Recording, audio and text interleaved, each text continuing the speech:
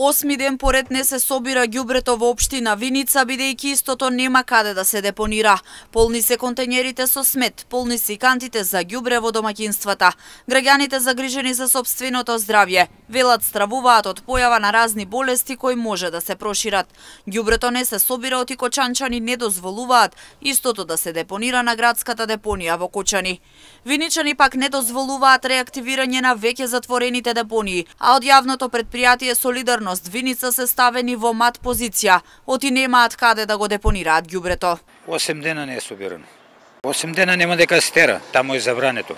Да, кочанчани не даваат да се тера таму ѓубрето. И сега нема дека да се тера. Цел град тука е затровен, нема дека да се носи ѓубрето. Стои по улиците, народ се буни. Треба да си останат така како што се затворени. Не ни треба на нас болести. Ама еве кочанчани не го прифаќаат. Нека најдат некое друго место соодветно. Свети Николе рекол дека ќе прават нова. Не ни треба, доста болести пуневме вама. Не. Кана со селото стои 10 дена веќе. Катастрофа е. Континери пуни до даски и на земјата, значи не се мине по улицата. Јујчер бања веќе 30 години. Прв пат ga ми скопам 20-30 метра, па фрлна там па ако запалат, а овоа тука така поридо. Тоа е ненормална работа. Ама треба да се направи како треба, а не така поридовето истурат, запалат. Треба да не се носи. Што е Кочани должна да и убели таму се луѓето немирни, не сакаат да им се носи ѓубрето таму, миристе, болести да се појавуваат и така натаму.